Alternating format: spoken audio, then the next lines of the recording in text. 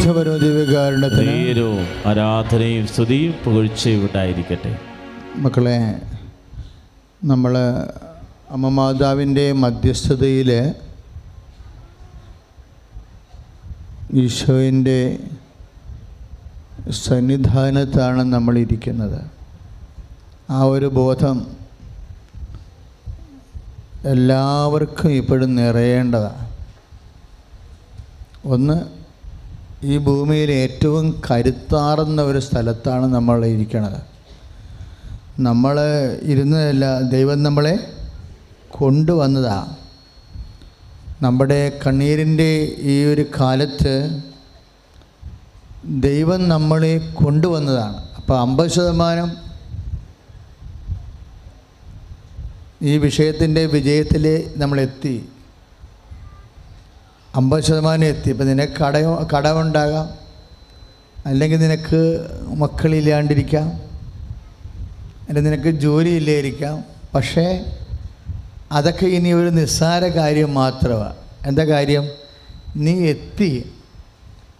അത് നിനക്ക് തരണ സ്ഥലത്തേക്ക് ദൈവം പല പ്രതിസന്ധി ഉണ്ടായിരുന്നിട്ടും നിന്നെ കൊണ്ടുവന്നു. അപ്പോഴാദ്യം എൻ്റെ മക്കൾ നന്ദി പറയേണ്ടത് ഈ വിഷമകാലങ്ങളിൽ ദൈവം എന്നെ ഇവിടെ കൊണ്ടുവന്നു എന്നുള്ളതാണ്. ഇനി അനുഗ്രഹിക്കുക എന്നുള്ളത് നമ്മുടെ വിഷയമല്ല, ആണോ? അത് ദൈവത്തിൻ്റെ വിഷയമാണ്. ദൈവം അനുഗ്രഹിക്കുക എന്നുള്ളത് കൊണ്ടാണല്ലോ നമ്മളെ കൊണ്ടുവന്നത്. Praise the Lord, hallelujah. അപ്പോൾ ഈ ഇപ്പോഴുള്ള അവസ്ഥയിൽ ആത്മവിശ്വാസം വേണം നമുക്ക്. അല്ല, നിങ്ങളൊരു പ്രാർത്ഥന കൂടാൻ ഒക്കട്ടെ, കൊള്ളണ്ട അങ്ങനെ വന്നവരല്ല. അങ്ങനെ ആരെങ്കിലും വന്നിട്ടുണ്ടെങ്കിൽ ഇപ്പോഴത് മാറ്റണം. കാര്യം പരിശുദ്ധമ്മ ജീവനോടെ പ്രത്യക്ഷപ്പെട്ട ഒരിടത്തേക്ക് ദൈവം നമ്മളെ കൊണ്ടുവരുന്നുണ്ടെങ്കിൽ നിങ്ങൾക്ക് ദൈവതിരുസന്നിധിയിൽ ചില യോഗ്യതകൾ ദൈവം തന്നെ കരുതുന്നുണ്ട്. അതാണ് പ്രാർത്ഥിക്കാൻ നമുക്ക് ആത്മവിശ്വാസം തരേണ്ടത്. അല്ലാതെ ഇതൊന്ന് എപ്പോഴെങ്കിലും തീർന്നെങ്കിൽ വീട്ടിൽ പോകാം, ഇത്രയും ചൂടാണ്, ഇത്രയും പുഴുക്കാണെന്നൊന്നും ഓർത്തില്ല. ഇത്രയും ചൂടും പുഴുക്കുമൊക്കെ ഒരു പക്ഷേ ദൈവമക്കൾക്ക് നല്ലതാണ്. ഇപ്പം ഞാനും തന്നെയാണെങ്കിൽ ശരിക്കും വേർത്ത് നിൽക്കുക. എനിക്ക് തോന്നണില്ല ഈ ചൂട് ഇവിടുന്ന് മാറ്റാൻ പറ്റുമെന്ന്. കാരണം ഇതിനേക്കാൾ ഗംഭീര ചൂടായിരുന്നു. കുറേ ശാസ്ത്രീയമായ കുറേ പരിപാടിയൊക്കെ ചെയ്ത് വെച്ചിട്ടുണ്ട് ഈ ചൂട് ഇറക്കം മുകളിലോട്ട് പോകാൻ വേണ്ടി. എന്നിട്ടും ആൾക്കാരുടെ എണ്ണം കൂടി. അപ്പോഴും പഴയ ചൂട് തന്നെ. അപ്പോൾ നമ്മൾക്ക് എന്താ പറ്റണത്? ഇങ്ങനെ ഒഴിവാക്കാൻ പറ്റാത്ത തിന്മകൾ നമുക്ക് ഒഴിവാക്കാൻ പറ്റത്തില്ലല്ലോ. ഒഴിവാക്കാൻ പറ്റാത്ത ചില തിന്മകളുണ്ടാകും. തിന്മകളോ ക്ലേശങ്ങളോ ജീവിതത്തിലെ കൃപാസനത്തിലെ ചൂട് മാത്രമല്ല, വീട്ടിലെ ചൂടും ഓഫീസിലെ ചൂടും പലതരത്തിലുള്ള ചൂടും പല വ്യക്തികളിൽ നിന്ന് ലഭിക്കുന്ന ചൂടും ഇല്ലേ? ഭർത്താവിൻ്റെ മദ്യപാനം, അതുപോലെ തന്നെ മക്കൾ, അമ്മയെ മനസ്സിലാക്കാത്ത മക്കൾ. അപ്പോൾ പലതരത്തിലുള്ള ചൂടുകൾ നമ്മൾ പലയിടത്തുനിന്ന് അനുഭവിക്കുന്നവരാണ്. ചില ചൂടുകൾ നമ്മൾ അതിൽ നിന്ന് ഒഴിയാൻ തോറും ഒഴിയാൻ വേണ്ടി നമ്മൾ വളരെ തന്ത്രപരമായിട്ട് നിൽക്കുന്നതോടും പുതിയ സാഹചര്യങ്ങൾ, പ്രതികൂല സാഹചര്യങ്ങൾ അതിൽ നിന്ന് വരണത് കാണാം. അപ്പോൾ നമ്മളോർക്കും ദൈവമേ ഇനി എന്ത് ചെയ്യും? ഞാൻ മടുത്തെന്നൊക്കെ പറയത്തില്ലേ? ഫെഡപ്പ് എന്ന് പറഞ്ഞ്, ഗസ് ലോസ്റ്റ് എന്നൊക്കെ പറയത്തില്ലേ? മടുത്ത് എന്ന് പറയത്തില്ലേ? അപ്പോൾ അതെന്ന് വെച്ചാൽ നമ്മളിങ്ങനെ ഒത്തിരി പലതരത്തിലും ഇപ്പോഴുള്ള ക്ലേശങ്ങളിൽ നിന്ന് മാറാൻ വേണ്ടി നോക്കിയ, പക്ഷേ നമുക്ക് മാറാൻ പറ്റണില്ല. ഇപ്പം നമ്മളൊരു ട്രാൻസ്ഫർ വാങ്ങിച്ച് വേറൊരു ഓഫീസിൽ ചെന്ന് അവിടെ മുഴുവൻ ആദ്യം ചെയ്ത ഓഫീസിലൊക്കെ ഒരു ബുദ്ധിയും ബോധവും ഇല്ലാത്തവർ ബോധപൂർവം നമ്മളെ ഒതുക്കാൻ വേണ്ടി ഫയൽ വരെ തിരുത്തണ പാർട്ടിയായിരുന്നു അവിടെ ഉണ്ടായിരുന്നത്. ഇപ്പോൾ എങ്ങനെയെങ്കിലും ഈ നരകത്തിൽ നിന്ന് പോകുന്നില്ലെങ്കിൽ അവസാനം എനിക്ക് പെൻഷൻ വരെ കിട്ടത്തില്ലെന്ന് വിചാരിച്ചാണ് നമ്മൾ അവിടെ നിന്ന് പ്രാർത്ഥിച്ച് ട്രാൻസ്ഫർ മേടിച്ചുകൊണ്ട് പുതിയ സ്ഥലത്ത് വന്നത്. പുതിയ സ്ഥലത്ത് വന്നപ്പോൾ പുതിയ പ്രശ്നങ്ങളാണ്. ഇപ്പോഴത്തെ ആഹാര രീതി കൊണ്ടാണെങ്കിൽ മിക്കവാറും നമുക്ക് 2 മാസത്തിനൊരു ഷുഗർ വരുമെന്ന് ഉറപ്പാണ്. പുതിയ സ്ഥലത്ത് വന്നപ്പോൾ പുതിയ പ്രശ്നമായി. ഇപ്പം ചില പ്രശ്നങ്ങൾ നിറം മാറിക്കിട്ടിയാലും മുമ്പത്തേക്കാൾ വിഷമായിട്ട് വരുന്നത് കാണാം. അപ്പോൾ ബൈബിള് ഈ വിഷയം ഇങ്ങനെ, ഇപ്പോൾ നിൻ്റെ കുടുംബത്തിൽ തന്നെ നിനക്ക് ഗത്രു കിട്ടാത്ത, ഓടിയോ ഒഴിഞ്ഞോ മാറാൻ പറ്റാത്ത രീതിയിൽ ഇങ്ങനെ വിഷയങ്ങൾ വരുമ്പോൾ, ഓടിയോ ഒഴിഞ്ഞും മാറാൻ പറ്റാത്ത വിഷയങ്ങൾക്ക് ബൈബിൾ വിളിക്കുന്ന പേരെന്താ? ഓടിയോ ഒഴിഞ്ഞും മാറാത്ത വിഷയങ്ങൾക്ക് ബൈബിൾ വിളിക്കുന്ന പേരെന്താ? കുരിശെന്ന. അതിനാണ് കുരിശെന്ന് പറയണത്. അത് ഈശോയ്ക്ക് പറയാമായിരുന്നു, ഓപ്ഷൻ ഇല്ലാത്ത തരത്തിലുള്ള സഫറിങ്. നമുക്കൊരു ഏതെങ്കിലും തിരഞ്ഞെടുപ്പ് നമ്മുടെ മുമ്പിൽ ഇല്ലാത്ത ഒരു സഫറിങ് വരും. അത് സഫറിങ് അല്ല ശരിക്കും പറഞ്ഞാൽ. അത് ആധ്യാത്മിക ഭാഷ പറഞ്ഞാൽ നമ്മളുടെ ഈ വിശ്വാസം, നമ്മൾ ആദ്യം പ്രാർത്ഥിച്ചില്ലേ, അച്ഛനത് മനസ്സിൽ ഈശോ തന്നപ്പോൾ ഞാൻ പ്രാർത്ഥിച്ചു പോയതാണ്. എന്താണ്? അമ്മേ, പരിശുദ്ധ അമ്മേ, വിശ്വാസം എന്ന പുണ്യമുണ്ടായി തിരുക്കുമാരനോട് ദിവ്യകാരുണ്യത്തോട് പ്രാർത്ഥിക്കണമേ. ഞാൻ തന്നെ ഓർത്ത് കൊന്തപ്രാർത്ഥനയാണല്ലോ ഇതെങ്ങനെ ഇപ്പോൾ വന്നതെന്ന്. എൻ്റെ വൈകുന്നേരം പെട്ടെന്ന് വന്നതാണ്. ജപമാലയിലെ പ്രാർത്ഥനയല്ലേ, അതെങ്ങനെ ഇപ്പോൾ വന്നതെന്ന് ഞാൻ തന്നെ ഒന്ന് വിസ്മയിച്ചതാണ്. പിന്നെ ഞാൻ ആ പ്രാർത്ഥനയുടെ കൂടെ പോയെന്നേ ഉള്ളൂ. എന്താ പറഞ്ഞത്? പിന്നെയും പറഞ്ഞു, എന്ത് പറഞ്ഞ്? അമ്മേ, പരിശുദ്ധ അമ്മേ, ദേവമാതാവേ, ശരണമെന്ന പുണ്യമുണ്ടായി വർദ്ധിക്കാൻ ദിവ്യകാരുണ്യത്തോട് പ്രാർത്ഥിക്കണമേ. അത് ശരിക്കും ഞാൻ ചിന്തിച്ച് പറഞ്ഞതല്ല ആ പ്രാർത്ഥന. ആ പ്രാർത്ഥന ഇവിടെ വന്നപ്പോൾ ആദ്യം നാവിൽ ഈശോ തന്ന പ്രാർത്ഥനയാണ്. അതിനുശേഷം നമ്മൾ പിന്നീടും പ്രാർത്ഥിച്ചു, അമ്മേ, പരിശുദ്ധ അമ്മേ, ഞങ്ങൾക്ക് ദൈവസ്നേഹമെന്ന പുണ്യമുണ്ടായി വർദ്ധിക്കാൻ തിരുക്കുമാരനോട് പ്രാർത്ഥിക്കണമേ. കാര്യം അമ്മയും തിരുക്കുമാരനും വളരെ ജീവനോടെ ലൈവായിരിക്കുന്ന സമയമാണ് ആരാധന സമയം. ഇപ്പോൾ വിശ്വാസിക്ക് വേണ്ടി എന്ത് പ്രാർത്ഥിക്കാനാണ് പരിശുദ്ധാത്മ പ്രാർത്ഥിച്ചത്? അത് വിശ്വാസം, പ്രത്യാശ, സ്നേഹം എന്ന ദൈവിക പുണ്യങ്ങൾ ആണ് പ്രാർത്ഥനയ്ക്ക് ആദ്യമായിട്ട് വരുന്ന ആധാരമെന്ന് പറയണത്. ആദ്യം നമ്മൾ അടിത്തറ, പ്രാർത്ഥനാ ജീവിതത്തിൻ്റെ അടിത്തറയാണ്. അങ്ങനെ വരുമ്പോൾ ഇപ്പോഴെന്താ പറയണത്? ചില ഒഴിവാക്കാൻ പറ്റാത്ത കുരിശുകളുണ്ടെന്ന് പറയും, ഒഴിവാക്കാൻ പറ്റാത്ത ക്ലേശങ്ങൾ. ഇപ്പം നമ്മൾ ഉടമ്പടിയിലൊക്കെ നമ്മൾ എഴുതിയിട്ടില്ലേ, ഒഴിവാക്കാൻ പറ്റാത്ത ക്ലേശങ്ങൾ കുറേ മാറ്റിത്തരും ഈശോ.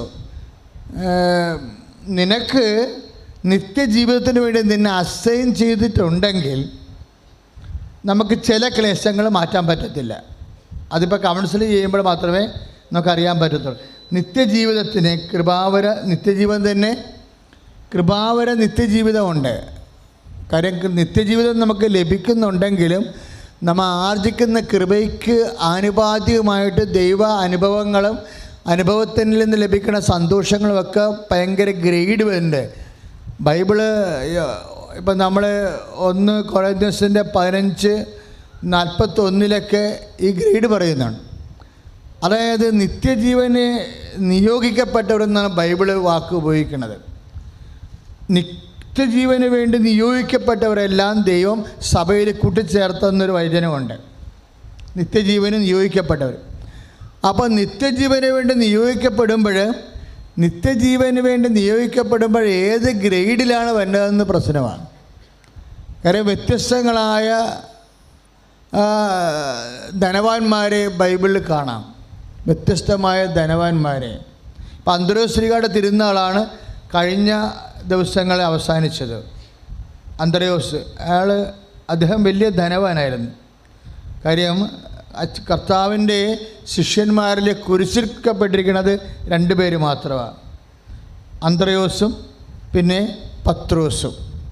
അവർ മാത്രമേ ക്രൂശിക്കപ്പെട്ടുള്ളൂ.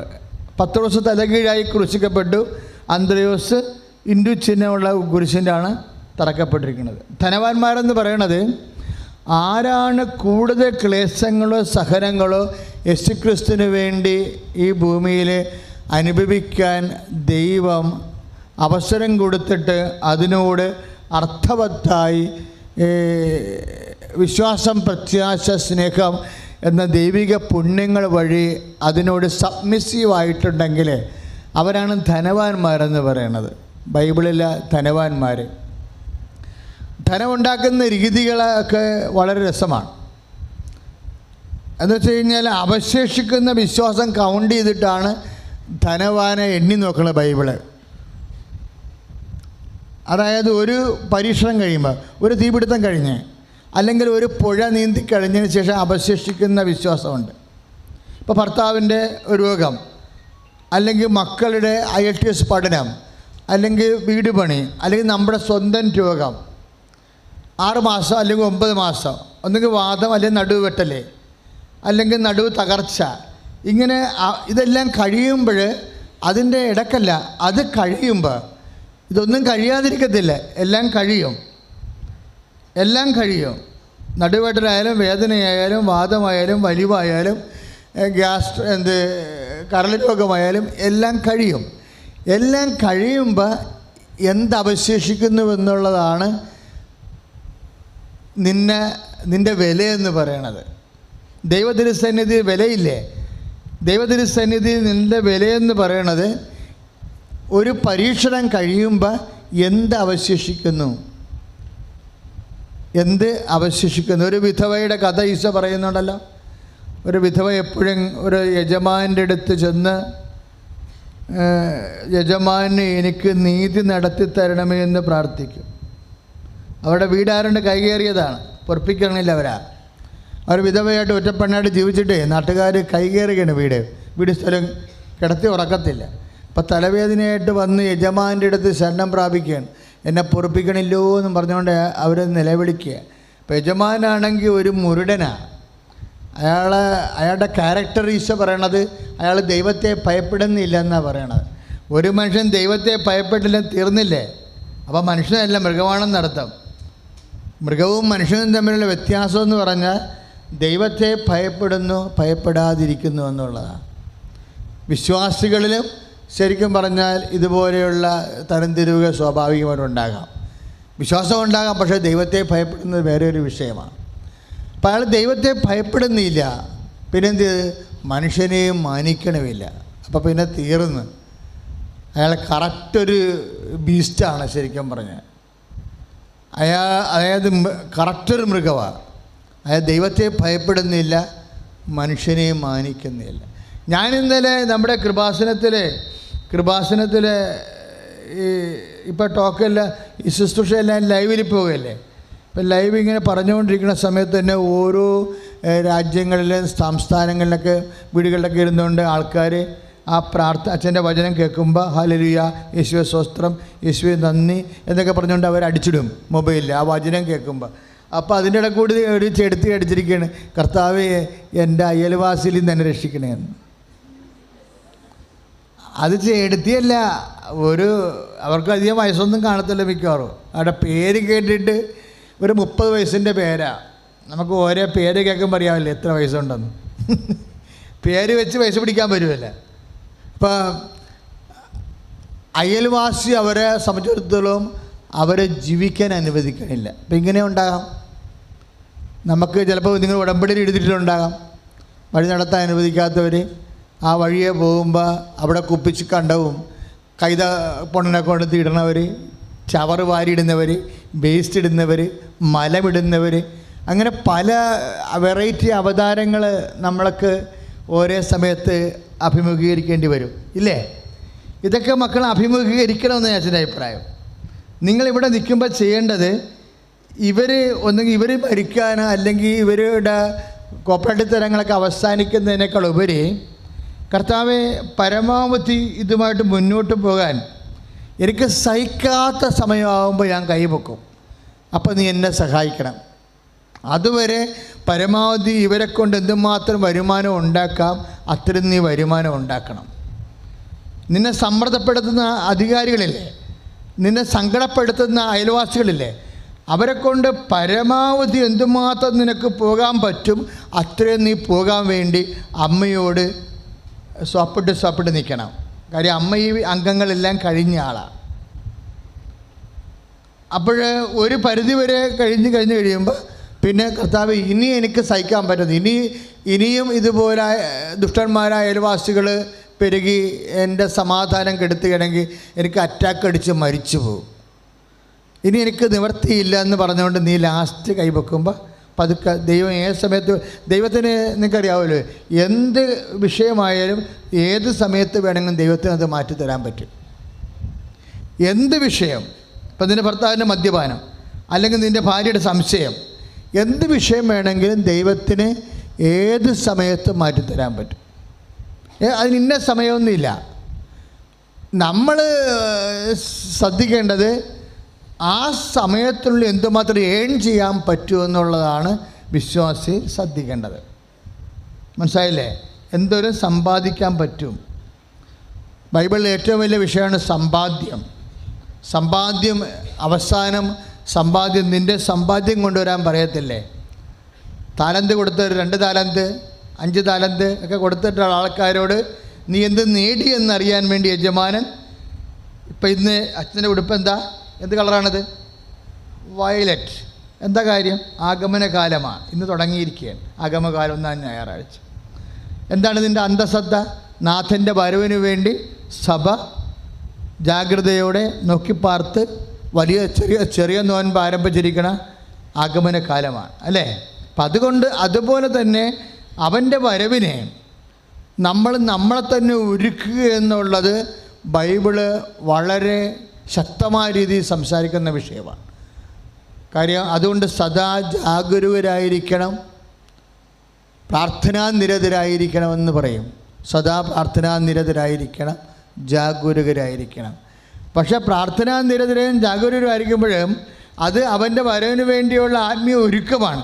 പക്ഷേ അവൻ വന്നു കഴിഞ്ഞാലുള്ള പ്രശ്നം ആഗമനകാലത്തിൻ്റെ പ്രധാനപ്പെട്ട വിഷയമാണ്. വന്നു കഴിഞ്ഞാൽ അവൻ എന്ത് പറയും? അവൻ കണക്ക് ചോദിക്കും. അതാണ് സംഭവം.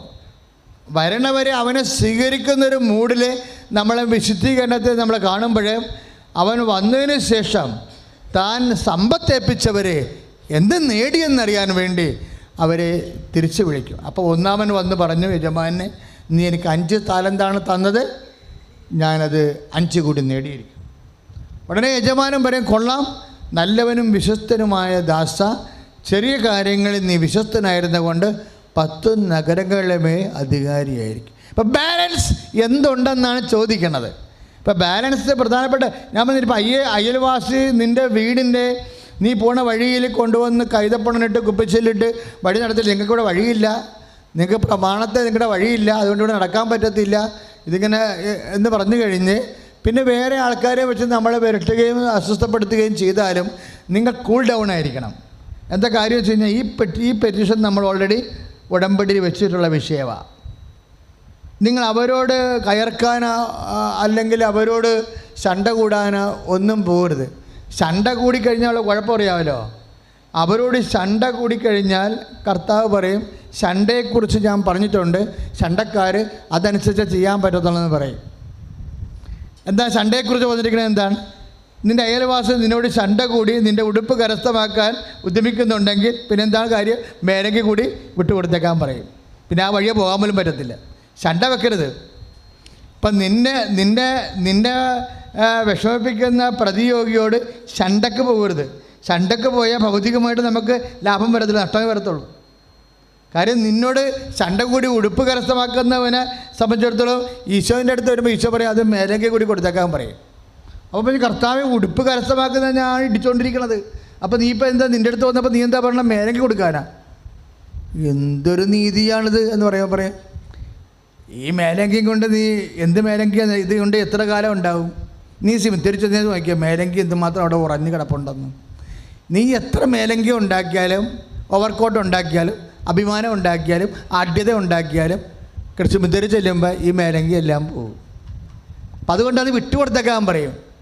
ആഢ്യത ഉണ്ടാക്കി അഭിമാനം ഉണ്ടാക്കിയൊക്കെ ചെയ്യുന്ന സംഭവങ്ങളില്ലേ, നിന്നെ നീയാക്കി ആളാക്കി ആളായ്മയാക്കി സ്ഥലത്തെ പ്രധാന ദിവ്യനാക്കി മാറ്റുന്ന എല്ലാ സാഹചര്യങ്ങളും വിട്ടുകൊടുത്തേക്കാൻ പറയും. എന്താ കാര്യം എന്ന് പറഞ്ഞാൽ, ഈശോ ഒരു വിഷയം ഡിസ്കസ് ചെയ്യുമ്പോഴും തീർപ്പ് കൽപ്പിക്കുമ്പോഴും 70 കൊല്ലം വെച്ച് തീർപ്പ് കൽപ്പിക്കത്തില്ല. അതാണ് പ്രശ്നം. 70 അല്ല പ്രശ്നം. എന്താണ്? 700 കോടി കോടാനുകോടി ജന്മാന്തരങ്ങളുമായിട്ട് നിത്യകോടി കൊല്ലവുമായിട്ടാണ് തീർപ്പ് കൽപ്പിക്കുന്നത്. അതുകൊണ്ട് എപ്പോഴും മനസ്സിലാക്കേണ്ടത്, ദൈവത്തോട് ഒരിക്കലും ഒരു പരാതി പറയരുത്. പരാതി പറഞ്ഞാൽ പരാതി ദൈവത്തെ അളക്കണത് പോലെ ഇരിക്കും.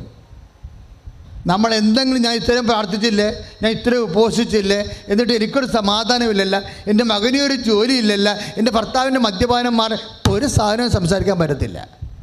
സംസാരിച്ചു കഴിഞ്ഞാൽ നീ നിത്യത നിനക്കറിയത്തില്ലല്ലോ ദൈവം എന്താ ഉദ്ദേശിച്ചിരിക്കണമെന്ന്. ദൈവം ഒന്നും ഉദ്ദേശിക്കാത്ത ആളല്ലല്ലോ, ദൈവം എല്ലാം ഉദ്ദേശിക്കുന്ന ആളാണ്. ആദത്തിൻ്റെ കാലം മുതൽ എല്ലാം ഉദ്ദേശിച്ചാണ് കർത്താവിൻ്റെ കാലം വരെ വരണത്. കർത്താവിൻ്റെ കാലം കഴിഞ്ഞപ്പോഴും പരിശുദ്ധാത്മ നൽകിക്കൊണ്ട് കുറേ കാര്യങ്ങൾ ഉദ്ദേശിച്ചായിരുന്നു. പിന്നീട് വീണ്ടും വരവിൻ്റെ കഥ പറഞ്ഞപ്പോഴും ഉദ്ദേശിച്ച് തന്നെയാണ് പറഞ്ഞത്. അപ്പോൾ ഒന്നും ഉദ്ദേശിക്കാത്ത ആളാണെന്നൊന്നും കരുതണ്ട, എല്ലാം ഉദ്ദേശിച്ച് തന്നെയാണ് നിന്നോട് പെരുമാറിയിരിക്കുന്നത്. കാര്യം എന്തെങ്കിലും കുറവ് ഭൗതികമായ കാര്യങ്ങൾക്ക് നിനക്ക് ദൈവത്തിന് കുറഞ്ഞിട്ടുണ്ടെന്ന് നിനക്ക് തോന്നിയാൽ, ദൈവത്തിനെ നിനക്ക് ബുദ്ധി ഉണ്ടെങ്കിൽ നീ മിണ്ടരുത്. എന്താ കാര്യം എന്നറിയാമോ? അതിന് വിവേകമെന്ന് പറയും. വിവേകമതിയായ കന്യകമാരെന്ന് പറയത്തില്ലേ, സദാ ജാഗ്രതയുള്ളവരായിരിക്കണം എന്ന് പറയുമ്പോൾ വിവേകമുള്ള ആൾക്കാർ മിണ്ടത്തില്ല. എന്താ കാര്യം? ബൈബിളിലെ വിവേകമെന്ന് പറയണത് ദൈവത്തിൻ്റെ മനസ്സറിഞ്ഞുകൊണ്ട് ദൈവത്തെ വിശ്വാസത്തിലെടുത്ത്, ദൈവം എൻ്റെ ദൈവം എന്നോട് ഒരു അനീതിയും ചെയ്യത്തില്ല. ചിലപ്പോൾ ഇപ്പോഴത്തെ സാഹചര്യത്തിൽ മാനസികമായിട്ടോ ശാരീരികമായിട്ടോ ഞാൻ ഞെരുങ്ങുന്നു ഉള്ളത് സത്യമാണ്. പക്ഷേ എൻ്റെ ദൈവം സമ്മാനം നൽകുന്നവനാണ്.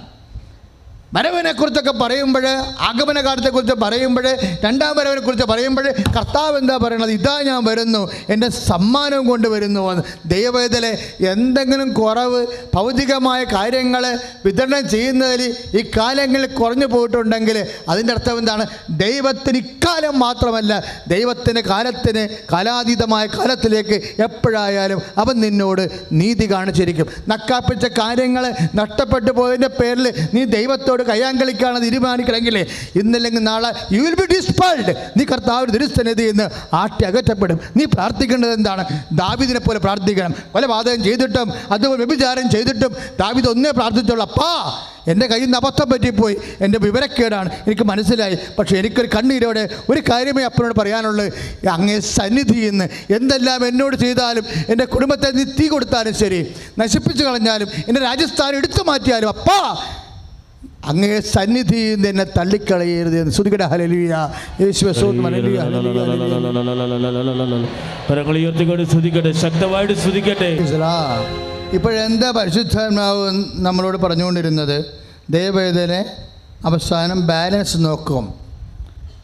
അവശേഷിക്കുന്നത് ഓരോ പ്രോജക്റ്റ് കഴിയുമ്പോഴും നമുക്കറിയാമല്ലോ, കൊടുക്കാനുള്ളവർക്കെല്ലാം കൊടുത്ത് വാങ്ങിക്കാനുള്ളതെല്ലാം വാങ്ങിച്ചു കഴിഞ്ഞിട്ട് നമ്മുടെ എക്സ്പെൻഡിച്ചർ നോക്കി, നമ്മുടെ ഇൻകം നോക്കി ബാലൻസ് നോക്കും അല്ലേ? നമ്മുടെ എക്സ്പെൻഡിച്ചർ, നമ്മുടെ ചിലവ് നോക്കി അതിൻ്റെ വരവ് നോക്കിയിട്ട് വരവിൽ നിന്ന് ചിലവ് തട്ടിക്കഴിച്ചിട്ട് ബാലൻസ് എടുക്കും. അതാണ് കണക്കെടുപ്പ്.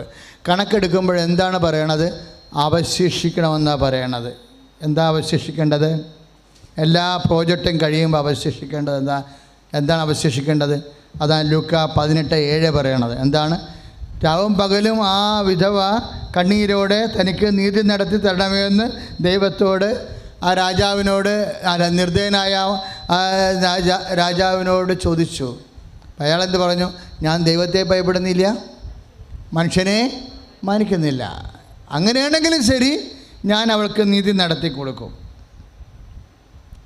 അതായത് അമ്പിനും വില്ലിനും എടുക്കാത്തൊരു മനുഷ്യനാണ്. മനുഷ്യത്തിൻ്റെ കരുണയുടെ അംശം പോലും ആ ഹൃദയത്തിലില്ല. കരിങ്കല്ല് പോലെ ഇരിക്കുക. എന്നാലും പറയാം, കരിങ്കല്ല് പോലെ ഇരിക്കണവനായാലും ശരി, അയാളുടെ തീരുമാനം എന്താണ്? ഇവരെന്നെ ശല്യപ്പെടുത്തിക്കൊണ്ടിരിക്കണത് കൊണ്ട് ഞാൻ അവൾക്ക് നീതി നടത്തി കൊടുക്കും. കർത്താവ് ഉടനെ പെട്ടെന്ന് ട്വിസ്റ്റ് ചെയ്ത് പറയും, അങ്ങനെയാണെങ്കിൽ, കാര്യങ്ങൾ അങ്ങനെയാണെങ്കിൽ രാവും പകലും തന്നെ വിളിച്ചപേക്ഷിക്കുന്നവർക്ക് ദൈവം നീതി നടത്തി കൊടുക്കാതിരിക്കുമോ? എൻ്റെ കാര്യത്തിന് കാലവിളംബം വരുത്തുമോ? ഇത്രയും ചോദിച്ചാൽ കുഴപ്പമൊന്നുമില്ല. അവസാനം ചോദിച്ചിരിക്കുന്നത് എങ്കിലും. ഇങ്ങനെ പ്രാർത്ഥിക്കണതെല്ലാം വാങ്ങിച്ച് കൊടുക്കാൻ പറ്റാത്തതാണെങ്കിൽ കൊടുത്ത്, ഇപ്പം കൊടുക്കാൻ പറ്റാത്തതാണല്ലോ കൊടുത്തുകൊണ്ടിരിക്കണത്. ഇപ്പം ഇന്നും സാക്ഷ്യം ഉണ്ടായല്ലേ, 8 പ്രാവശ്യം 6 കൊല്ലം IELTS എഴുതിയ പറഞ്ഞില്ലേ, 6 കൊല്ലം IELTS എഴുതി തോറ്റു. ഉടമ്പടി ചെയ്തപ്പോൾ 7.5 കിട്ടിയെന്ന് പറഞ്ഞില്ലേ? ആ സാക്ഷ്യം നിങ്ങൾ കേട്ടില്ലേ? അത് 6 കൊല്ലം ISL തോറ്റിട്ടുണ്ടെങ്കിൽ 7ാമത്തെ കൊല്ലം തോക്കും. കാരണം ജയിക്കണ ആൾക്കാരാണെങ്കിൽ ആദ്യ കാലങ്ങളിൽ തന്നെ ജയിച്ചു പോകും. അത് അവരുടെ ഫോണറ്റിക്സ് ആയാലും അവരുടെ പ്രൊനൗൺസിയേഷൻ ആയാലും അവരുടെ റൈറ്റിംഗ് ആയാലും ഒക്കെ ആവും. അതേസമയം തന്നെ ഇവരെ സംബന്ധിച്ചിടത്തോളം അതിനുള്ള ഒരു കപ്പാസിറ്റി ഇല്ല. കാരണം ചില സമയത്ത് സിലബസ് മാറിപ്പോവും. അപ്പോൾ എന്താ പറയണത്, ഉടമ്പടി ചെയ്തപ്പോൾ അമ്മ ആ വിഷയം ഏറ്റെടുത്തിട്ട് 7.5 കൊടുത്ത് ആ ചാപ്റ്റർ ക്ലോസ് ചെയ്യുകയാണ്. രാവും പകലും നിലവിളിച്ചപേക്ഷിച്ചിട്ട് അമ്മ മധ്യസ്ഥം നിന്നു. അമ്മ മധ്യസ്ഥം നിൽക്കുമ്പോൾ എൻ്റെ മക്കളെപ്പോഴും ശ്രദ്ധിക്കേണ്ട ഒരു വിഷയമാണ്.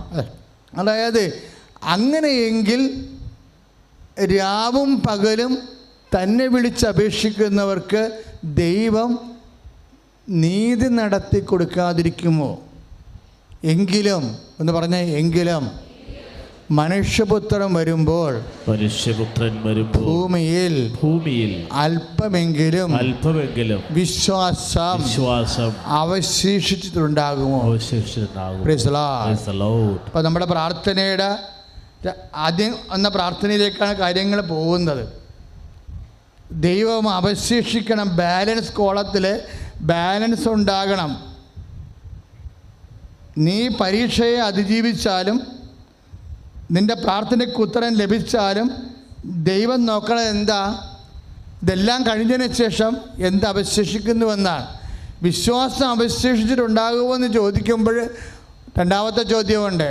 അതിൻ്റെ കൂടെ ചോദിക്കാവുന്നത് പ്രത്യാശ അവശേഷിച്ചിട്ടുണ്ടാകുമോ? അതിൻ്റെ കൂടെ ചോദിക്കാവുന്നൊരു ചോദ്യമുണ്ട്. എന്താണ്? ദൈവസ്നേഹം ദൈവിക പുണ്യമാണല്ലോ. ദൈവിക പുണ്യമായ ദൈവസ്നേഹം അവശേഷിച്ചിട്ടുണ്ടാകുമോ? ആ ചോദ്യമാണത്. ഒരു 200 അനുഗ്രഹം ദൈവത്തിൽ നിന്ന് കിട്ടിയാലും പിന്നെയും അടുത്ത വിഷയം വരുമ്പോൾ നിങ്ങൾ പതറണം. എന്തുകൊണ്ടാണ്? ഒരു 20 അനുഗ്രഹം നിങ്ങളുടെ ജീവിതത്തിൽ കിട്ടിയാലും അടുത്ത രോഗം വരുമ്പോൾ നിങ്ങൾ പതറണം. എന്തുകൊണ്ടാണ്? വിശ്വാസം അവശേഷിക്കാത്ത കൊണ്ടാണ്. സാക്ഷ്യം പറഞ്ഞു എന്നുള്ളത് അനദർ തിങ്. അതും വിശ്വാസവും തമ്മിൽ ഒരു ബന്ധമില്ലെന്നാണ് ഈശോ പറയണത്. ദൈവം നോക്കണ സാക്ഷ്യത്തെക്കാളുപരി ഈ വലിയ പ്രോജക്റ്റ് ചെയ്തിട്ട് എന്ത് അവശേഷിച്ചു എന്നാണ് നോക്കണത്. ഇപ്പോൾ ഒരു ദിവസം ഇവിടെ രതീഷ് എന്ന് പറഞ്ഞൊരു സഹോദരൻ വർക്ക് ചെയ്യുന്നുണ്ടായിരുന്നു. അദ്ദേഹം ഇപ്പോഴും ഉണ്ട്. അദ്ദേഹം ഇപ്പോൾ ഒരു ദിവസം വരുന്നുള്ളെന്ന് മാത്രമേ ഉള്ളൂ. അദ്ദേഹം വിവാഹം കഴിച്ച് അദ്ദേഹത്തിന് വേറൊരു ജോലിയൊക്കെ കിട്ടി. അദ്ദേഹം സന്തോഷത്തോടെ ഇവിടെ നിന്ന് പോയി. മാതാവിൻ്റെ അടുത്ത് 15 കൊല്ലം ഉണ്ടായിരുന്നു. അപ്പോൾ ഞാനെപ്പോഴും ഓർക്കും, രതീഷിൻ്റെ വീട് സ്ഥലവും ജപ്തിയായിപ്പോയി. ജപ്തിയായിപ്പോയി ഇന്ന് ഉച്ചക്ക് ജപ്തിയാകേണ്ടതാണ്. ജപ്തി കഴിഞ്ഞിട്ട് ലേലമായി. വീട് സ്ഥലമാണ്. ലേലമാകുന്നതിന് അപ്പോൾ പ്രാർത്ഥിക്കണ എത്രയാണ്? 3.5 കൊല്ലം ആ മനുഷ്യൻ പ്രാർത്ഥിക്കണേ ഞാൻ ഓർക്കുന്നുണ്ട്. കാര്യം അദ്ദേഹത്തിൻ്റെ വിവാഹം, ജോലിയും, കുടുംബത്തിൻ്റെ ഇനിയുള്ള കാഴ്ച എല്ലാം ഇതിനെ ആശ്രയിച്ചാണ് നിൽക്കണത്. പക്ഷേ അദ്ദേഹം ഒരു മനസ്സിലൊരു പ്ലാൻ ചെയ്ത് എന്താ, അത് എന്നോടും പറഞ്ഞ്, ഒക്ടോബർ 31 അന്ന് അമ്മ ഇടപെടും. ഒക്ടോബർ 31 അന്ന് കൃപാസനത്തിൽ വന്നപ്പോൾ അദ്ദേഹത്തിന് കിട്ടിയൊരു ബോധ്യമാണത്. ഒക്ടോബർ ജപമാല മാസം അവസാനിക്കണ മാസമാണ്. അന്ന് അമ്മ ഇടപെടും. അതാണ് പുള്ളിക്കാരൻ കൂളായിട്ട് നടക്കുന്നത്. അതെന്താ സംഭവം? എന്നിട്ട് ആ ഒക്ടോബർ 31 തന്നെ അദ്ദേഹത്തിൻ്റെ കടത്തിനേക്കാൾ വിലക്ക് വേറെ ഒരുത്തനെ കൊണ്ട് മാതാവ് ആ ഒക്ടോബർ 31 സ്ഥലവും വീടും എടുപ്പിക്കും, വിലക്കെടുപ്പിക്കും. എന്നിട്ട് അവിടെ തലവൂരും. പക്ഷേ എനിക്ക് അതിനേക്കാൾ വിസ്മയമായിട്ട് തോന്നിയത്, ഇങ്ങനെ വീട് സ്ഥലവും ലേലത്തിലിരിക്കുമ്പോഴും രതീഷ് ഇവിടെ കൂടി കൂളായിട്ട് നടക്കും. എന്താ പറയണത്? അവനോട് ചോദിക്കപ്പെടുന്നത് 31 അമ്മ വിഷയത്തിൽ ഇടപെടുമെന്ന്. 31 ഞാൻ അവസാനപ്പെടും പോലും പെടാത്ത ഒരു അജ്ഞാനിയാണ് അവൻ ഇത്രയും, അതായത് തറവായിട്ടുള്ള അക്രൈസ്തവ കുടുംബത്തിൽ പാരമ്പര്യമായിട്ട് ജനിച്ച് വളർന്ന ആളാണ്. പക്ഷേ വിശ്വാസത്തിന് സൂക്ഷിക്കണേ എന്താ? അതായത് ഈ വീട് സ്ഥലം ലേലത്തിൽ പോകുന്ന ആ കാലങ്ങളിലൊക്കെ ഇവൻ്റെ മനസ്സിൽ സൂക്ഷിക്കണത് അമ്മ ഒക്ടോബർ 31 ഇടപെടും. അപ്പോൾ എന്താ, അത് അവശേഷിച്ച വിശ്വാസമാണത്. കഴിഞ്ഞ കാലങ്ങളിലൂടെ ദൈവമായിട്ട് ജീവിച്ചു കഴിഞ്ഞും പ്രാർത്ഥിച്ചു കഴിഞ്ഞും പ്രാർത്ഥനയുടെ ജീവിതത്തിൽ നിന്ന് അവശേഷിക്കുന്ന വിശ്വാസത്തിലാണ് അവനിങ്ങനെ പിടിച്ചു നിൽക്കുന്നത് ആ വ്യക്തി. എന്താ പ്രോബ്ലം എന്ന് വെച്ച് കഴിഞ്ഞാൽ കർത്താവിൻ്റെ ചോദ്യമാണിത്. 18:7 ലൂക്കായിൽ ഓരോ സബ്ജക്റ്റ് കഴിയുമ്പോഴും ഇപ്പം രാവും പകലും കയറി ഇറങ്ങി ആ വിധവ പ്രാർത്ഥിച്ച അവസാനം കാര്യം നടന്നു ഇല്ലേ?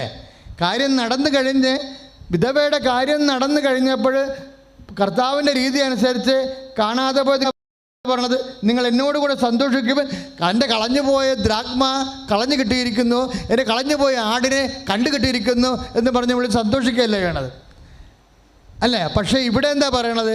ഇവിടെ കാര്യങ്ങൾ നേടിക്കഴിഞ്ഞതിന് ശേഷം കർത്താവ് ചോദിക്കും, എങ്കിലും മനുഷ്യപുത്രൻ വരുമ്പോൾ വിശ്വാസം അവശേഷിച്ചിട്ടുണ്ടാകുമോ? ഇപ്പോൾ പരിശുദ്ധാത്മാവ് അച്ഛനിലൂടെ എന്താ പറയണത്? മക്കളെ, ഒരു വിഷയം, എത്രയെത്ര വിഷയങ്ങൾ നിങ്ങളുടെ ജീവിതത്തിൽ കടന്നു പോയിരിക്കുന്നു. അന്നെല്ലാം കർത്താവ് നിങ്ങളെ സഹായിച്ചിട്ടുണ്ട് ഇല്ലേ? ഇല്ലെങ്കിൽ പിന്നെ നിങ്ങൾ എങ്ങനെ ഇവിടെ ജീവിക്കണം? ഇവിടെ വരെ എങ്ങനെ നിലനിന്ന്? അപ്പോൾ കുഞ്ഞിക്കാലം മുതൽ ഇന്ന് വരെയുള്ള നിൻ്റെ പഠന ജീവിതം, നിൻ്റെ വിദ്യാഭ്യാസ ജീവിതം, നിൻ്റെ വിവാഹ ജീവിതം, ഇങ്ങനെയുള്ള ഓരോരോ കാലങ്ങളിൽ കർത്താവ് സഹായിച്ചിട്ട് ആണ് നീ ഇവിടം വരെ എത്തിയിരിക്കുന്നത്.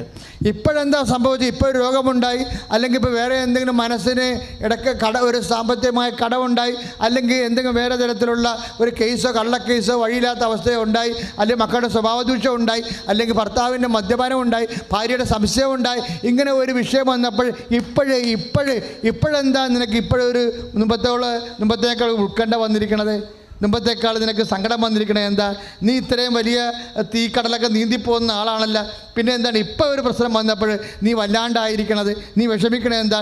ദാറ്റ് മീൻസ് വിശ്വാസം അവശേഷിച്ചില്ല എന്നർത്ഥം. അതാണ് പ്രശ്നം.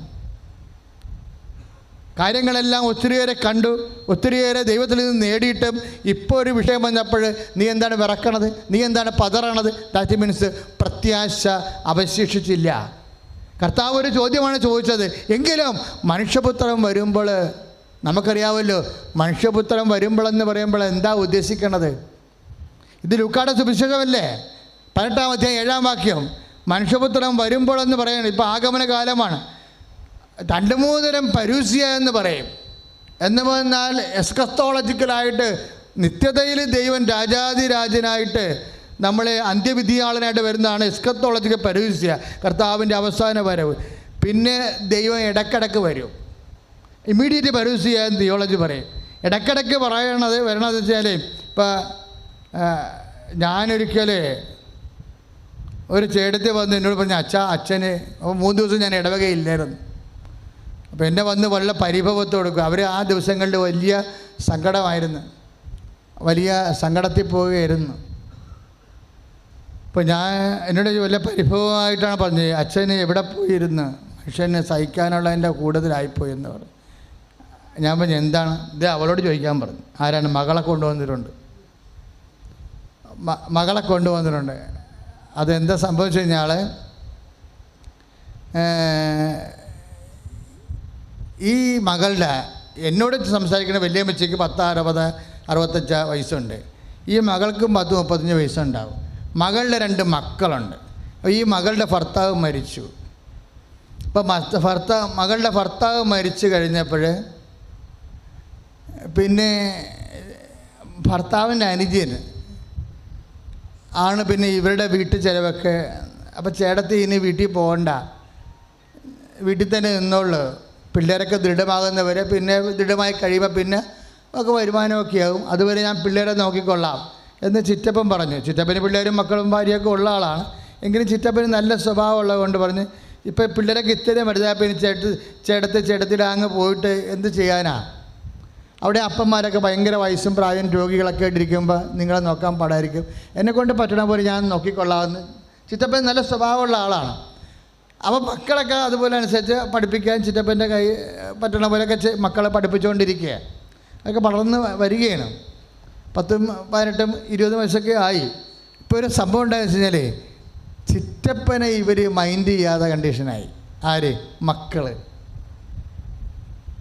ഇപ്പോൾ നമ്മളൊരു വിഷയം കഴിഞ്ഞാലും അമ്മമാർക്ക് പറയാമെങ്കിലും മൈൻഡ് ചെയ്യേണ്ടതാരാണ്? എടാ ചിറ്റപ്പൻ അപ്പൻ്റെ സ്ഥാനത്ത് നിൽക്കണമല്ലേ, നിങ്ങളെ നോക്കിയതല്ലേ, ഇങ്ങനെയൊക്കെ കുറേ പറയാവുന്നല്ലാതെ ഈ പിശാചുക്കൾക്ക് മനസ്സിലാവണില്ല. അവർ വെള്ളം ഒഴിച്ച് ഇടയ്ക്ക് ശമ്പുവും ശാന്തിയൊക്കെ വെച്ച് അങ്ങനെ വിവരമില്ല വെളിയില്ല നടക്കുമ്പോൾ ചിറ്റപ്പൻ മടിയും വഴികൊക്കെ എടുക്കുമ്പോൾ ചിറ്റപ്പനോട് ഇവർക്ക് ഭീഷണിയാണ്. സ്നേഹിക്കണേക്കാൾ ഒരു ഇങ്ങനെ അപ്പന് ശേഷം ഇവർ മോശപ്പെട്ടു പോകാതിരിക്കാൻ വേണ്ടി ചിറ്റപ്പൻ ഇത്തിരി കർക്കശമായപ്പോൾ ചിറ്റപ്പനോടൊരു വെറുപ്പല്ല, അകൽച്ച. അപ്പോൾ ചിറ്റപ്പൻ്റെ ചേട്ടത്തെ വൈഫ് പറയുന്നുണ്ട്, എന്തിനാണ് വഴങ്ങണത്? നമ്മുടെ മക്കളുടെ വായിൽ നിന്ന് പിടിച്ച് പറിച്ച് കൊടുത്തിട്ട് അവസാനം നിങ്ങൾക്ക് ഒരു വില പോലും ഇല്ലല്ല എന്ന് ഇവരെപ്പോഴും വേറെ ഒന്നും പറയത്തില്ല, കൊടുക്കണ്ടെന്ന് മേടിക്കണ്ടെന്ന് പറയത്തില്ല. ആറ്റം പണി ചെയ്യണ പാർട്ടിയാണ്.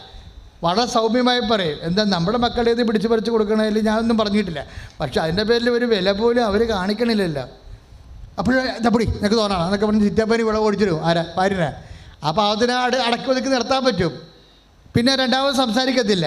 എന്നാൽ പോട്ടെ, നിങ്ങളുടെ ഇഷ്ടം, നിങ്ങളുടെ കൂടെ പുറമാ ചിലക്കാരാകുമ്പോൾ ഞാൻ വേറെ കടന്ന് വന്നതല്ലേ, രണ്ട് ഡയലോഗൊക്കെ ഫിറ്റ് ചെയ്ത് അവരവരുടെ വീട്ടിൽ പോകും, അവരുടെ വിഡ്രോ ആവും, വേറെ പ്രശ്നമൊന്നുമില്ല. ഇപ്പം പ്രശ്നം വെച്ചാൽ അമ്പലപ്പരിപാടിക്ക് ചിറ്റപ്പൻ ആ വഴിക്ക് ഇങ്ങനെ പോകുന്ന സമയത്ത് ഇവന്മാരുന്നുണ്ട് റമ്മിയ പന്നിമലത്തെയൊക്കെ ചെയ്തുകൊണ്ടിരിക്കുക അമ്പലങ്ങൾ. അപ്പോഴേ സാധാരണഗതിയിൽ ചിറ്റപ്പൻ അതിലൂടെ പോകുമ്പോൾ ഇവർ എഴുന്നേൽക്കുകയോ അല്ലെങ്കിൽ അവിടുന്ന് മാറിക്കളയുകയൊക്കെ ചെയ്യേണ്ടതാണ്. അതിനകത്ത് വെള്ളവടി പാർട്ടിയാണത്. പക്ഷേ ഇവന്മാർ അവിടെ തന്നെ കുത്തിപ്പിടിച്ചിരുന്നു. അതോടുകൂടി പിടിപെട്ട് പുള്ളിയുടെ ഉള്ളിൽ ഭയങ്കര സങ്കടം. കാര്യം ഈ ചേട്ടൻ മരിച്ചതിന് ശേഷം ഈ മക്കളിനെ സ്വന്തം മക്കളെപ്പോലെ വളർത്തിങ്ങനെ അവസാനം നാട്ടുകാരുടെ മുമ്പിലും അവന്മാർ മാത്രമാണെങ്കിൽ കുഴപ്പമില്ല, നാട്ടുകാരുടെ മുമ്പിലും മാനിക്കാതിരുന്നപ്പോഴേ ആ ചിറ്റപ്പം ദേഷ്യപ്പെട്ട് ഇങ്ങോട്ട് വന്ന് ചേട്ടത്തിൽ പറഞ്ഞു, ചേട്ടത്തി എൻ്റെ വൈഫിൻ്റെ വഴക്കും കേട്ട് പിള്ളേടേക്കൊന്നും പിടിച്ചു പറിച്ചാണ് നിങ്ങളെയും കുഞ്ഞുങ്ങളെയും ഞാൻ നോക്കിയത്. ഒരു പട്ടിയുടെ വില പോലും ആ മക്കളിപ്പോൾ എനിക്ക് തരണില്ല. അതുകൊണ്ട് നിങ്ങളായി നിങ്ങളുടെ വിധിയായി നിങ്ങളുടെ പാടായി ഇഷ്ടമുള്ളവർ ചെയ്യും, ഇനി ഇങ്ങനെ മുന്നോട്ട് പോകാൻ പറ്റുമെന്ന് തോന്നുന്നില്ല എന്ന് പറയും. അപ്പോഴും ഇവിടെ ആകപ്പാടെ കലങ്ങിപ്പോയി. അപ്പോൾ ഇവിടെ എന്ത് ചെയ്യണമെന്ന് അറിയാൻ പാടില്ല. ഇപ്പോൾ വീട്ടിൽ പോകാൻ പറ്റുമോ? വീട്ടിൽ പോകാൻ പറ്റത്തില്ല. എന്നാൽ മക്കൾ വല്ലാതെ ഗുണം പിടിച്ചിട്ടുണ്ടോ? അതുമില്ല. എല്ലാം കൊണ്ട് ഇവൾ വിഷമിച്ച് ഇവളെ ഇവിടെ അമ്മ പിടിച്ച് എൻ്റെ അടുത്ത് കൊണ്ടുവന്നു. അപ്പോൾ എനിക്കാണെങ്കിൽ ഡയറക്റ്റ് ഉത്തരവില്ല. അപ്പോൾ എനിക്ക് ഡയറക്റ്റ് ഉത്തരവില്ലെങ്കിൽ എൻ്റെ ഉള്ളിൽ സന്തോഷം ഉണ്ടാകും. എന്താ കാര്യം? നമുക്ക് ഒരുമാതിരിപ്പെട്ട കാര്യം 10-30 കൊല്ലമായത് കാരണം 10-25 ലക്ഷം മനുഷ്യരെ പ്രാർത്ഥിച്ച് താമസിച്ചിരിക്കണ കാരണം ഡയറക്റ്റ് ഉത്തരവ് ഉടനെ കിട്ടും. വർഷങ്ങളായിട്ട് കർത്താവിൻ്റെ ഈ ശുശ്രൂഷ തന്നെ ചെയ്യണമല്ലേ. പക്ഷേ ചില സമയത്ത് ഉത്തരം കിട്ടത്തില്ല. നമുക്ക് ഉത്തരം കിട്ടിയില്ലെങ്കിൽ പണ്ടൊക്കെ എനിക്ക് വിഷമാവും. കാര്യം ഇനി എന്ത് ഉത്തരം കൊടുക്കുമെന്ന് പറഞ്ഞു. പക്ഷേ ഇപ്പം എനിക്ക് വിഷമമില്ല. എന്താ കാര്യം? ഉത്തരം കിട്ടാത്തത് കർത്താവിൻ്റെ കയ്യിൽ ഉത്തരവുണ്ട്. ഇനി കർത്താവിൻ്റെ ഒക്കെ നേരിട്ട് മേടിക്കണമെന്ന് മാത്രമേ ഉള്ളൂ. അപ്പം ഞാനത് കർത്താവിൻ്റെ അടുത്ത് നേരിട്ട് മേടിക്കാനല്ല നമ്മൾ ഈ കൗൺസിലിംഗ് നടത്തുന്നത്. അതിന് ബിബ്ലിക്കൽ മെസ്സേജുണ്ട്, ചാർട്ടിംഗ് മെസ്സേജുണ്ട്, വിഷൻ മെസ്സേജുണ്ട്, കുറേ മെസ്സേജുകളുണ്ട്. അപ്പം ഞാനിവരോട് പറഞ്ഞു, നിങ്ങൾ കൈകമത്തി വെച്ച് ഇപ്പോൾ എന്താ ചെയ്യാൻ പോകണമെന്ന് അറിയാം, ഈശോ എന്നാ പറയാൻ നോക്കട്ടെ എന്ന് പറഞ്ഞു. തിരിച്ചു പോകണം മക്കളെയും കൊണ്ട്. അതാ ഇനി ഇവിടെ താമസിക്കണം, ഇവിടെ എന്തുമാത്രം കഴിഞ്ഞു കൂടാൻ പറ്റും. അപ്പോടെ പുലിവാലാകയാണ്. കാര്യം ഈ പിള്ളേർ വന്ന ചിറ്റപ്പനും അമ്പനും പിന്നെ ഇനി അടുക്കത്തില്ല, പ്രശ്നമാകും. അപ്പം ഇനി ആരും ഇല്ലല്ലോ എന്നുള്ള, ഈ അമ്മയും മരിച്ചു പോയാൽ പിന്നെ ആരും ഇല്ലല്ലോ എന്നുള്ള ഒരു വേവലാതിയായി. അപ്പം ഞാൻ ഇങ്ങനെ ബൈബിളിൽ കമത്തി വെച്ചിട്ട് വിശ്വാസ പ്രമാണം ചെല്ലാൻ പറഞ്ഞു. അപ്പോൾ ബൈബിൾ മെസ്സേജ് നിങ്ങൾക്ക് ഇങ്ങനെ ബൈബിൾ മെസ്സേജ് എടുക്കണം നല്ലതാണ്. ഭയങ്കര പാടാണ്. തത്തപ്പെട്ടി ഉപേക്ഷിച്ച് കളഞ്ഞാൽ കുറച്ചുകൂടി എളുപ്പമാകും. തത്തപ്പെട്ടിയിലാണല്ലോ ഇപ്പോൾ പ്രശ്നമൊക്കെ മുഴുവൻ ഇരിക്കണേ. തത്തപ്പെട്ടി എന്ന് പറയുന്നത് വീട്ടിലിരിക്കണല്ലേ, ആ ചീട്ടെടുക്കണ പരിപാടി. അത് സൂചിപ്പിക്കണ കുറച്ച് വചനങ്ങളാണ് എൻ്റെ അടുത്തുള്ളത്. അത് കാരണം അത് വെച്ച് ദൈവമനസ്സ് അറിയാൻ പറ്റത്തില്ല. അപ്പോൾ തത്തപ്പെട്ടിയിലല്ല, കറക്റ്റ് ഈ സമ്പൂർണ്ണ ബൈബിളിൻ്റെ മെസ്സേജ് എടുക്കാൻ അരുവി ചോദിച്ചാൽ കർത്താവ് കുറേ നാൾ ചോദിക്കണം. ചോദിക്കുമ്പോൾ 2-3 സമയത്തൊക്കെ സന്ദേശം തരുമ്പോൾ കർത്താവ് വാച്ച് ചെയ്യും, നമ്മളത് പാലിക്കുന്നുണ്ടോ. നമ്മൾക്ക് പറ്റാത്ത സന്ദേശമാണെങ്കിൽ നമ്മൾ മടക്കി വേറെ വഴിക്ക് പോയി കളയും. അതാണ് നിങ്ങൾക്ക് അബദ്ധം പറ്റണത്. ഞാനിവിടെ പിടിച്ചതെന്ന് വെച്ച് കഴിഞ്ഞാൽ ഒരു സംഭവം നമുക്കിഷ്ടപ്പെട്ടതല്ല കിട്ടിയിരിക്കണമെന്നുണ്ടെങ്കിൽ, നീ ഒരു കല്യാണം എന്നോട് ചോദിക്കണം. ആ കല്യാണത്തെക്കുറിച്ച് message white and black message കിട്ടുമ്പോൾ നീ ഒത്തിരി ആശിച്ച് മോഹിച്ച് പോയ കല്യാണമാണ്, അല്ലെങ്കിൽ പറമ്പാണ്, അല്ലെങ്കിൽ വീടാണ്, അല്ലെങ്കിൽ ജോലിയാണ്. പക്ഷേ ഈ മെസ്സേജ് വരുമ്പോൾ പൈസ കൊടുക്കേണ്ടെന്ന, ആ കല്യാണം വേണ്ടെന്ന, ആ ബന്ധം ഒഴിവാക്കാനാണ് പറഞ്ഞു കഴിഞ്ഞാൽ ഉടനെ നീ അത് ഒഴിവാക്കത്തില്ല. എന്നിട്ട് ന്യൂട്രലായിട്ട് അതുകൊണ്ട് തന്നെ നടക്കും. അപ്പോൾ തന്നെ കർത്താവിന് ആദ്യകാലങ്ങളിൽ വിശ്വാസം പോയാൽ പിന്നെ എടുക്കാൻ പാടായിരിക്കും. അപ്പോൾ ഇന്നാൾ വീൽ ചെയറിൽ 2 കുഞ്ഞുങ്ങളിവിടെ വന്നായിരുന്നു. 14 വയസ്സൊക്കെ ഉള്ള 2 വീട് വീൽ ചെയറിൽ കൊണ്ടുവന്നു. അപ്പം മൈക്കൽ തോമസ് എന്ന് പറഞ്ഞ എൻ്റെ സഹപ്രവർത്തനാണ്. അച്ഛൻ എന്നോട് പറഞ്ഞു, ആ സാറ് പറഞ്ഞു, അച്ഛാ എൻ്റെ ഒരു ബന്ധുവിൻ്റെ മക്കളാണിത് 2 പേരും, അച്ഛൻ ഒന്ന് പ്രാർത്ഥിക്കണം, അവരെ കൂടെ ഞാൻ ഉടമ്പടി എടുപ്പിച്ചിട്ടുണ്ടെന്ന് പറയും. വീൽ ചെയറിലാണ്, ജന്മന അങ്ങനെ ആയിപ്പോയതാ. ഞാൻ പറഞ്ഞു, എന്ത് ഈ കേസ് അച്ഛനെ അറിയാമെന്ന് പറഞ്ഞു. അപ്പോൾ ഞാൻ പറഞ്ഞു, എന്ത് കേസാണിത്? ഇത് അച്ഛൻ വാടകപ്പള്ളി 2004 ഇരുന്നപ്പോൾ ഒരു അഫയർ കേസ് വന്നതാണ്. അന്ന് ഇവൻ്റെ അമ്മയെ ഇവൻ്റെ അപ്പൻ സ്നേഹിച്ച് നടക്കുന്ന കാലമാണ്. അപ്പം ഞാൻ പറഞ്ഞു, എടാ അച്ഛനോട് പോയി ചോദിച്ച് പ്രാർത്ഥിച്ചിട്ട് ദൈവഹിതമാണ് ഈ ബന്ധമെങ്കിൽ മാത്രമേ നമുക്ക് എടുക്കേണ്ട കാര്യമുള്ളൂ. ശരി, എന്നാൽ അപ്പം ചേട്ടന് സാമ്പത്തികമായി സഹായിക്കുന്ന കാരണം അല്ലെങ്കിൽ വേറെ അവരോട് തമ്മിൽ അടുപ്പമുള്ളത് കാരണം ചേട്ടന് എൻ്റെ വാക്ക് ഇയാൾക്ക് ധിക്കരിക്കാൻ പറ്റണില്ല. എന്നാൽ ചേട്ടനെയും കൂടെ സൂപ്പിച്ചേക്കാം, അച്ഛനെങ്കിൽ അച്ഛൻ വെത്താനെങ്കിൽ വന്ന് കണ്ടാൽ വേറെ മുടക്കമൊന്നുമില്ല എന്ന് പറഞ്ഞ് അങ്ങനെ വന്ന് എന്നെ കണ്ടപ്പോൾ ഞാൻ പറഞ്ഞു, ഈ അഫയർ മെസ്സേജ് എടുത്തിട്ട് പറഞ്ഞു, ഈ അഫയർ ശരിയാകത്തില്ല, നിനക്ക് ജീവിതകാലത്ത് ഒരിക്കലും സമാധാനം കിട്ടത്തില്ല, ഈ ചാപ്റ്റർ ക്ലോസ് ചെയ്യാൻ പറഞ്ഞു. പക്ഷേ ക്ലോസ് ചെയ്യാമെന്നൊക്കെ പറഞ്ഞ് എന്നോടും പറഞ്ഞു, ചേട്ടനോടും പറഞ്ഞ് ഇയാൾ വണ്ടി വിട്ട്. പക്ഷേ ഇയാൾ ന്യൂട്രലായിട്ട് ആ അഫയർ തുറന്നും കൊണ്ടുപോവുകയും 1 കൊല്ലം കഴിഞ്ഞപ്പോൾ അവളെ കല്യാണം കഴിക്കുകയും ചെയ്തു. ആ കല്യാണം കഴിച്ച് പ്രസവിച്ച 2 പിള്ളേർക്കും അനങ്ങാൻ പാടില്ല, ഇപ്പോഴും അനങ്ങാൻ പാടില്ല. ഇപ്പോഴും വീൽ ചെയറിലാണ് അങ്ങ് നടക്കുന്നത്. അപ്പം അച്ഛൻ ആ കേസാണ് ഇതെന്ന് പറഞ്ഞു. അപ്പോൾ എന്താ പ്രോബ്ലം വെച്ച് കഴിഞ്ഞാൽ, ചില ആൾക്കാർ മെസ്സേജ് എടുക്കും, എന്നിട്ട് അവർ നമ്മളെ സൂചിപ്പിക്കാൻ വേണ്ടി ഓക്കെ ഫാദർ എന്നൊക്കെ പറഞ്ഞ് പോയിട്ട് വീട്ടിൽ ചെന്നിട്ട് അവർ ലൈനടിച്ച് വെച്ചിരിക്കുന്ന കേസല്ലേ, അവർ മാറത്തില്ല, പണി കിട്ടും അവർക്ക്. അപ്പോൾ അതുകൊണ്ട് ഒരിക്കൽ ദൈവഹിതം അറിഞ്ഞതിന് ശേഷം നമ്മുടെ വൈകാരികമായ അഭിനിവേശം കൊണ്ട് ആ തിന്മയിൽ നിന്ന് മാറാൻ ഉദ്ദേശിക്കുന്നില്ലെങ്കിൽ ദൈവം ഒരിക്കലും നിങ്ങളെ പിന്നെ വിശ്വസിക്കത്തില്ല.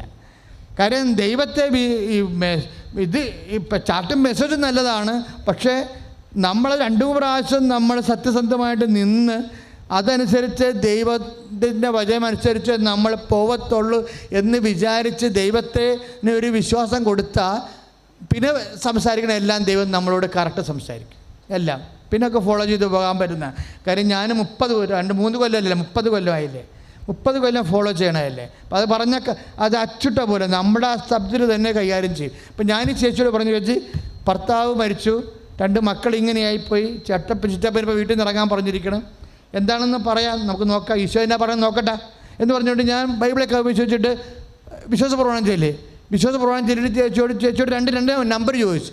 2 നമ്പർ ചോദിച്ചു കഴിഞ്ഞാൽ ചേച്ചി നമ്പർ പറഞ്ഞത് ലൂക്കാ 21 അതായത് അന്നാളുകളിൽ സൂര്യൻ ഇരുണ്ടു പോകും, ചന്ദ്രൻ പ്രകാശം തരത്തില്ല, നക്ഷത്രങ്ങൾ നിബന്ധിക്കുമെന്ന്. അപ്പോൾ അവർക്കാർക്കും മനസ്സിലായില്ല, പക്ഷേ എനിക്ക് പെട്ടെന്ന് മനസ്സിലായി. കാര്യം എന്താണ്? സൂര്യൻ അനന്തരം മനുഷ്യപുത്രൻ സകല മാലാഖമാരുടെ കൂടെ എഴുന്നള്ളി വരുന്നത് നിങ്ങൾ കാണുമെന്ന്. അതാണ് മെസ്സേജ്, അതാണ് വചനം. ഇപ്പം ഞാൻ പറഞ്ഞു സൂര്യൻ ഇരുണ്ടുപോയ കാര്യമാണ് ഈ പറയണത്. ഭർത്താവ് മരിച്ചൊക്കെ പോയി, ചന്ദ്രൻ പ്രകാശം തരത്തില്ല, ചിറ്റപ്പരിപ്പ് വരുമാനം ഇപ്പം തന്നെ ചിറ്റപ്പൻ പറഞ്ഞ് ഇനി ഞങ്ങൾ സഹായിക്കത്തില്ലെന്ന് പറഞ്ഞു. നക്ഷത്രങ്ങൾ മക്കളാ നിബന്ധിച്ചു. പക്ഷേ ഇനി എന്ത് സംഭവം? അവസാനൊരു വചനമുണ്ട്, അനന്തരം മനുഷ്യപുത്രൻ സകല മാലാഖമാരുടെ കൂടെ വരും. ഞാൻ പറഞ്ഞു നിങ്ങൾ പോകരുത്. കാരണം നിങ്ങളുടെ ഭർത്താവിനെ കണ്ടുകൊണ്ടോ ഭർത്താവിൻ്റെ അനിയനെ കണ്ടുകൊണ്ടോ മക്കളെ കണ്ടുകൊണ്ടോ അല്ല ദൈവം സൃഷ്ടിച്ചിരിക്കുന്നത്, ദൈവത്തെ കണ്ടുകൊണ്ടാണ് സൃഷ്ടിച്ചിരിക്കുന്നത്. അതുകൊണ്ട് ക്ലേശങ്ങൾ ഇങ്ങനെ വരുമ്പോൾ കർത്താവ് വരാൻ കാലമായെന്നാണ് മനസ്സിലാക്കേണ്ടത്. Praise the Lord. പറഞ്ഞ മനസ്സിലായില്ലേ? രോഗങ്ങളാകാം, കടങ്ങളാകാം. ഇപ്പം കർത്താവ് വരുമ്പോൾ പലപ്പോഴും നമുക്കത് മനസ്സിലാകണത്, നമുക്കത് ഫീൽ ചെയ്യണത്, പലപ്പോഴും ദൈവത്തിൻ്റെ സാന്നിധ്യം നമ്മളിലേക്ക് വരണത് നല്ല ഒരു അന്തരീക്ഷത്തിലല്ല, വളരെ പ്രതികൂലമായിട്ടുള്ള ക്ലേശകരമായിട്ടുള്ള ഒരു 2-3 അനുഭവങ്ങൾക്ക് ശേഷമാണ് ദൈവിക ഇടപെടലുണ്ടാകുന്നത്. ആ ക്ലേശകരമായ കാലങ്ങളിൽ പിടിച്ചു നിൽക്കണമെങ്കിൽ എന്ത് വേണം? വിശ്വാസം അവശേഷിക്കണം, പ്രത്യാശ അവശേഷിക്കണം, ദൈവസ്നേഹം അവശേഷിക്കണം. മനസ്സിലായില്ലേ? അപ്പോൾ ദൈവം അങ്ങനെ വരുമ്പോൾ എന്താ പറയണത്? ഈ അവശേഷിക്കണമെന്ന് വെച്ച് കഴിഞ്ഞാൽ അത് നിത്യത വരെ അവശേഷിക്കുകയാണ്. വിശ്വാസം അവശേഷിക്കുമെന്ന് ചോദിച്ചില്ലേ? അത് നമ്മുടെ ഈ ഭൂമി മാത്രമല്ല, വിശ്വാസം എന്നൊക്കെ പറഞ്ഞ ദൈവിക പുണ്യങ്ങളാണെങ്കിൽ അത് ആത്മാവിൻ്റെ കൂടെയാണ് അവശേഷിക്കുന്നത്, ശരീരത്തിൻ്റെ കൂടെയല്ല. അത് ആത്മാവിൻ്റെ കൂടെയാണ്. ഇപ്പം നമ്മൾ കൂദാശയെക്കുറിച്ച് എന്താ പറയണത്? നമ്മുടെ ആത്മാക്കളെ പുണ്യപൂർണ്ണമാക്കാൻ വേണ്ടി കാണപ്പെടാതെ ദൈവത്തിന് വരപ്രസാദം നമുക്ക് ലഭിക്കാൻ ഈശോമിശിഹാ സ്ഥാപിച്ച കാണപ്പെടുന്ന അടയാളം കൂദാശ എന്ന് പറയുമ്പോഴേ, എന്തിനാണ് കാണപ്പെടുന്ന അടയാളമായ കൂദാശയിലൂടെ കാണപ്പെടാത്ത ദൈവത്തെ വരപ്രസാദം ലഭിക്കണം? എന്തിനാണ്? ആത്മാക്കളെ പുണ്യപ്പെടുത്താൻ വേണ്ടിയാണ്. അവശേഷിക്കുന്ന വിശ്വാസം എന്ന് പറയുമ്പോൾ, ഒരു രോഗം കഴിയുമ്പോൾ എന്ത് അവശേഷിക്കുന്നു? ഒരു പരീക്ഷ കഴിയുമ്പോൾ എന്ത് അവശേഷിപ്പിക്കുന്നു? ഒരു കേസ് കഴിയുമ്പോൾ എന്ത് അവശേഷിക്കുന്നു? വിശ്വാസം അവശേഷിക്കണം, പ്രത്യാശ അവശേഷിക്കണം, ദൈവസ്നേഹം അവശേഷിക്കണമെങ്കിൽ അത് അവശേഷിക്കണത് നമ്മുടെ ആത്മാവിലാണെങ്കിൽ ആ അവശേഷിപ്പ് കൊണ്ട് തന്നെ ആത്മാവ് പുണ്യപ്പെട്ടുകൊണ്ടിരിക്കും. കർത്താവ് ചോദിക്കണത് വിശ്വാസം അവശേഷിച്ചിട്ടുണ്ടാകുമോ എന്ന് കർത്താവ് ചോദിക്കുമ്പോൾ, കർത്താവ് ചോദിക്കാതെ ചോദിക്കുന്ന ഒരു ചോദ്യമുണ്ട്. എന്താണ്? Whether there is grace persist, അതായത് കൃപ അവശേഷിച്ചിട്ടുണ്ടോ എന്നാണ് ചോദിക്കണത്. വിശ്വാസം അവശേഷിച്ചിട്ടുണ്ടോ എന്ന് ചോദിച്ചു കഴിഞ്ഞാൽ, പ്രത്യാശ അവശേഷിച്ചിട്ടുണ്ടോ എന്ന് ചോദിച്ചു കഴിഞ്ഞാൽ, അത് രണ്ടും ദൈവിക പുണ്യങ്ങളായതുകൊണ്ട് നിൻ്റെ ആത്മാവ് പുണ്യപൂർണ്ണമായോ എന്നാണ് ചോദിക്കുന്നത്. ഓരോ ചോദ്യത്തിനും ആത്മാവിനെ പുണ്യപൂർണ്ണമാക്കുന്നതിലാണ് കർത്താവ് ശ്രദ്ധ ചെലുത്തിയിരിക്കണമെന്നുണ്ടെങ്കിൽ, കർത്താവ് തിരിച്ചു വരുമ്പോൾ നോക്കണതും ഈ അവശേഷിക്കണത് തന്നെയാണ് നോക്കണത്. ഇത് ആഗമനകാലം ആരംഭിക്കുകയാണെങ്കിൽ കർത്താവിന് തിരിച്ചു വരുന്നതിനെക്കുറിച്ചാണ് സഭ ധ്യാനിക്കണമെന്നുണ്ടെങ്കിൽ, തിരിച്ചു വരുന്ന കർത്താവ് എന്ത് ചോദിക്കുന്നു എന്ന് ചോദിച്ചു കഴിഞ്ഞാൽ, നിൻ്റെ ആത്മാവ് ഞാൻ നിനക്ക് തന്ന ശോധനകളിലൂടെ, അഗ്നിശോധനകളിലൂടെ നിൻ്റെ ആത്മാവ് മുമ്പത്തേക്കാൾ വിശ്വാസം ആർജിച്ച്, മുമ്പത്തേക്കാൾ പ്രത്യാശ ആർജിച്ച്, മുമ്പത്തേക്കാൾ ദൈവത്തെ ആർജിച്ചുകൊണ്ട് പുണ്യപ്പെട്ടിട്ടുണ്ടോ എന്നാണ് നോക്കണത്. അതാണ് ധനമെന്ന് പറയണത്, ദൈവം നോക്കുന്ന ധനമെന്ന് പറയണത്. ദൈവപൈതല് ഒരനീതി ഞാൻ ചെയ്തിട്ടില്ലെന്ന് കർത്താവ് ആണയിട്ട് പറയുന്നില്ലേ? എന്തനീയ നമുക്ക് അതുകൊണ്ടാണ് പറയണത്, ഒരു പരാതി പറയരുതെന്ന്. ദൈവത്തോട് പരാതി പറയരുത്. കാര്യം ദൈവത്തിൻ്റെ മൂവ്മെൻറ്റുകളും ദൈവത്തിൻ്റെ കണക്ക് കൂട്ടലുകളും ദൈവത്തിൻ്റെ കാര്യങ്ങളെ ചെയ്യുന്ന രീതികളും നമ്മൾ കാണുന്നതും രണ്ട് ഫോർമാറ്റിലാണ്. അതുകൊണ്ട് തന്നെ വചനങ്ങൾ കേട്ട് കാര്യങ്ങൾ മനസ്സിലാക്കിയിട്ട് പക്വതയോടെ പാകതയോടെ, behold the handmaid of the Lord എന്ന് അമ്മ പറഞ്ഞില്ല, ഇതാ കർത്താവിൻ്റെ ദാസി എന്ന് പറഞ്ഞിട്ട്, അമ്മ ഇതാ കർത്താവിൻ്റെ ദാസി എന്ന് പറഞ്ഞ വചനത്തിൻ്റെ വ്യാഖ്യാനമായി അമ്മ ഒരു നിപ്പ് നിന്നിട്ടുണ്ട്. പലപ്പോഴും അമ്മ ഒരു നിലപാട് നിന്നിട്ടുണ്ട്. ഇതാ കർത്താവിൻ്റെ ദാസി എന്ന് അമ്മ പറഞ്ഞിട്ടുണ്ടെങ്കിൽ അത് ചുമ്മാ വർത്തമാനമല്ല, അതൊരു നിലപാടാണ്, അതൊരു നയമാണ്, അതൊരു അമ്മയുടെ ഒരു സമ്പ്രദായമാണ്. എന്താണ്? എല്ലാ സമയങ്ങളിലും കരളിന് കിഴുത്ത ഉണ്ടാക്കുന്ന ജീവിതാനുഭവങ്ങൾ വരുണ്ടാകുമ്പോഴും മറിയം എല്ലാം ഹൃദയത്തിൽ സംഗ്രഹിച്ച് അതേക്കുറിച്ച് ധ്യാനിച്ചു കൊണ്ടിരുന്നെന്ന്. എന്താ കാര്യം? എല്ലാം കഴിയുമ്പോൾ അപ്പായോട് പരാതി പറയത്തില്ല.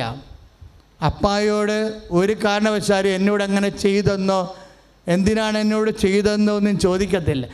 അങ്ങനെ ചോദിക്കാൻ അറിയാൻ പാടില്ലാഞ്ഞിട്ടല്ല, അങ്ങനെ ചോദിക്കുന്ന ആളാണ്. ഈശോ കൈമോശം വന്നപ്പോൾ ചോദിച്ചു, എൻ്റെ ഈശോ നീ എന്താണ് ഞങ്ങളോട് ഇങ്ങനെ ചെയ്തതെന്ന് ചോദിച്ചു. പക്ഷേ അതിലൊക്കെ പെറ്റുകിടന്നപ്പോൾ അപ്പ കാര്യത്തൊഴുത്തിലായപ്പോയില്ല, എന്താണ് എന്നോട് ഇങ്ങനെ ചെയ്തതെന്ന് ചോദിച്ചില്ല. ഭൗതികമായ നഷ്ടങ്ങളിൽ അപ്പനോട് അമ്മ കണക്ക് പറയത്തില്ല.